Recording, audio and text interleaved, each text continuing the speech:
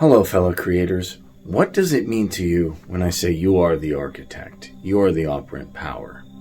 And you might be wondering, that sounds good, but how can I know that's really true? How can that be really true? Can I really do anything to change my environment? And if I can, what would that be? And if so, how could I do it?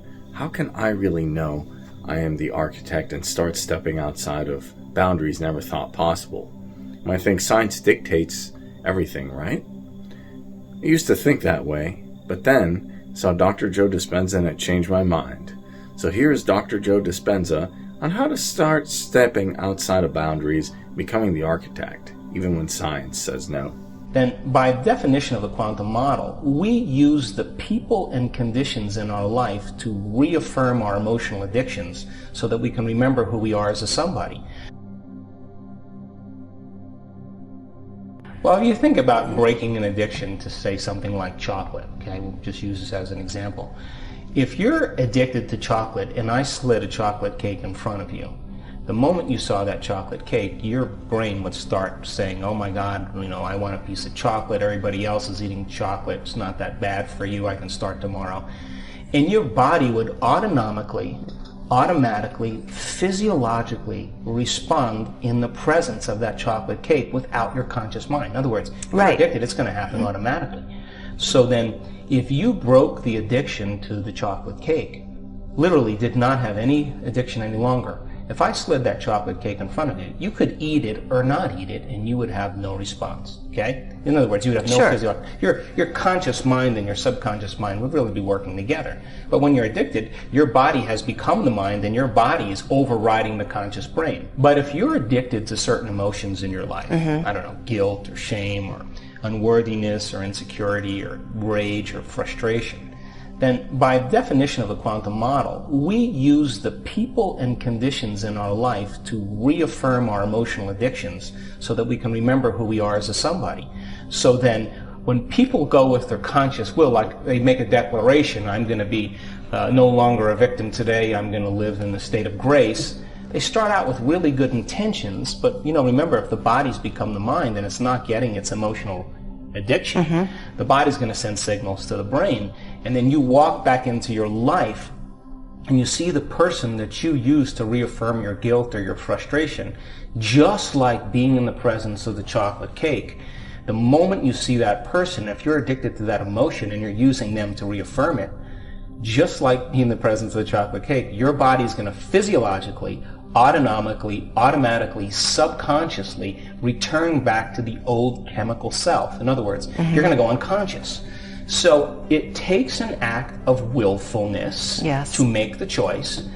And as we talk in a little bit, when we make a choice to change, we have to make a choice that has such an amplitude or intensity of energy that the amplitude of choice becomes the experience that literally begins to be greater than the hardwired programs in the brain and the emotional addictions in the body, and the body has to respond to a new mind. In other words, the hair on the back of your neck has to stand up, and the body, as the animal, has to say, uh-oh, she's serious this time. It's not you sitting on the couch with your smartphone here and your computer here and your remote control and your I think I'm going to change tomorrow. The body's like, relax, she's lying to herself again, nothing's going to change. So the act of willfulness is one component. But what our research shows is that where the programs exist, they exist in the subconscious, right? And it's in the body mind. So then the purpose of meditation, as we talked about last time, is to get beyond the conscious mind, past the analytical mind, into the subconscious mind where those programs exist. And that's the purpose of meditation, to get beyond the analytical mind. Now you're in the operating system. And so as you become conscious of your unconscious thoughts, as you begin to pay attention to your behaviors and notice your emotions, you're actually going into the operating system and bringing them to your conscious awareness. Why? Because you don't want those to slip by your awareness ever again. So then, when you begin to decide then how you do on a program, and you begin to teach your body emotionally what wealth feels like, what freedom feels like, what nobility is like, when you begin to plan your behaviors in your day, the act of rehearsing who you're going to be installs the neurological circuits in your brain. You're priming your brain so you have something to use when you open your eyes. When you begin to think about what thoughts you do want to think about and fire and wire in your brain, how you think, how you act, and how you feel is your personality, and your personality creates your personal reality. Now, your job is to get up from your meditation differently than when you sat down, and you have to be in a new state of being, so that when you walk back into your life and you've overcome your guilt or you've overcome your frustration, and the body's no longer living in the past, it's now living in the future. The moment that happens, you can walk in the presence of your greatest adversary, your greatest enemy, the person you used to reaffirm your addiction, and you have no physiological response anymore because you did the work to overcome yourself. Well, 95% of who we are by the time we're 35 years old is a set of memorized behaviors and emotional reactions, beliefs, perceptions, attitudes that function subconsciously like an automatic program. I mean, literally, the body has been conditioned to be the mind. So if 95% of who you are by the time you're 35 years old is redundant autopilot behaviors, that's what a habit is, and you walk into your life and you're going to try to change and use the 5% of your conscious mind, and there's no emotional quotient to really teach the body, then the moment you have a stray thought or the moment you react to something in your life, you just press play. So you may, have 2 glasses of wine and we'll be walking home and you need money and you go to your ATM machine and you look at the ATM numbers and you're like, I can't remember my numbers. But you walk over and you look at the keypad and all of a sudden your fingers dial the number. Well, how did you do that? You couldn't consciously remember it, but you practiced it so many times that your body knew better than your brain. That's who we are. Yes. So there's a program to brush your teeth, there's a program to comb your hair, there's a program to drive a car, there's a program to speak a language, there's a program to complain, there's a program to judge others, there's a program to push to the front of the line, there's a program to compete. That's the culture. So then you put yourself in the culture where all of that's normal and acceptable and everybody else is doing it and the current's going this way and you're trying to swim upstream. Then it takes a certain amount of awareness then to go against what feels so natural. Like, this is so unnatural. Well, that's my definition of genius, being uncomfortable and being okay with it. When I'm uncomfortable and okay with it, I know I'm crossing the river of change. And when you're crossing that river, most people say, I can't predict my future because they can't predict their guilt or their frustration. But the best way to predict your future when you're in that unknown is to create it. Now's the time. You're in fertile ground. You're in the uncertainty principle. You're in the unknown. That's where all possibility exists. So right outside of our comfort zone, right outside of that known, right outside of that comfort zone is where the magic happens. So we have to teach people to become comfortable in that void. And when they're comfortable in that void, then they're in the place where, oh gosh, now I'm in the unknown. And so you and I have been hypnotized and conditioned to believing that the unknown is bad. And if you're living by the hormones of stress, if you're living by aggression and anger and war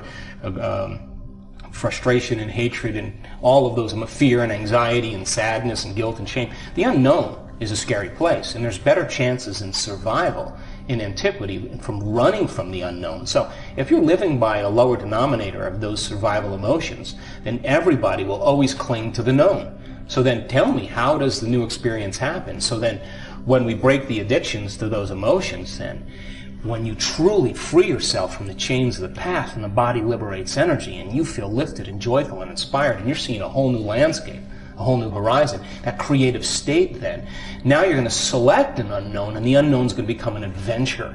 Now that concept of stepping out into the unknown and trusting yourself, trusting in possibility, trusting in the unknown, that's the natural state of being. But if you watch enough news and you're conditioned that you need a certain hairstyle or a certain look and to look, anemic and underweight and emaciated, and that's beauty, and everybody else is trying to do the same, chasing false ideals or macho or whatever people, how we're being conditioned. To go against that really then means that you have to learn a bit of knowledge about yourself and the true nature of who we are. That we are greater, we're other than our body, we're greater than our environment, and we live beyond time. And when you get to that point to understand that you're a consciousness now, using the brain and body to create different levels of mind to experience the canvas of life, then you start to ask yourself then, there's got to be more. Who am I? Why am I doing this? What is our meaning in life? Those fundamental questions are when the soul begins to wake up. It's a scientific fact that the hormones of stress push the genetic buttons that create disease, because No organism in nature can live in emergency mode all the time. So if you're anticipating some worst case scenario or remembering some event from your past, worry or suffering or whatever, then you're turning on the stress response just by thought alone. And if those chemicals of stress are highly addictive, you become addictive to your thoughts. So then if you're addicted to your thoughts and those thoughts can make you sick, the question is, can your thoughts make you well? The number one reason for people living in physical imbalance is because of the hormones of stress. 75 to 90% of every person that walks into a healthcare facility is walking in because of a stress-related disorder. And the longer we live by stress, the more disease will become. And I don't care what drug, what surgery you do, until you take care of the cause of that problem, then, when Jesus healed his people, he said, sin no more. What he meant was change your attitude. I got a busy day today. I got a crucifixion coming up. I got a mother who's worried about me. I got 12 guys who have no idea what I'm talking about. If you don't change your attitude, I'm going to have to come back and do this again. So I think people have to realize that we're a cause of all of this and start taking our power back. Instead of believing that everybody has the answers, start finding out for yourself the truth behind it and start making your own personal. You would see the effects. Be the scientist in your life. Yeah. And never wait for science to give you permission to do the uncommon. Exactly. Do the uncommon and do it consistently, and then have science come and measure you and say, wow, we need to change our laws. Welcome back, fellow creators. So I hope that gave you some insight into the world of science combined with the world of consciousness. Now, it's often thought that a lot of these scientific laws, you have to just continuously play by them. While scientific laws definitely govern a lot of our interactions, the interesting thing is, sometimes the science isn't always settled. For example, with Roger Bannister, it was never thought that a mile could be run in that amount of time. But then he was able to break it. And that was something science was convinced that was never possible. So when it comes to science, take it as a guideline rather than a dogma, and then start stepping outside of the comfortable into the incomfortable, as Dr. Joe Dispenza says. Start seeing what you can really do as an architect, as an operant power, as someone who knows they can create whatever they want with a clear intention and elevated emotions. When you start to see that, and when you start to really experience that, you go outside of the level of Newtonian mechanics and into the quantum field where anything is possible. And then you're able to actually challenge these laws of science. You're even able to come back and say, hey, maybe this law was incorrect. Maybe we can look at it from a different perspective. Because ultimately, even with the science, we are architects. So be sure to subscribe, hit the notification bell, like this video, and leave me a comment below. All the best.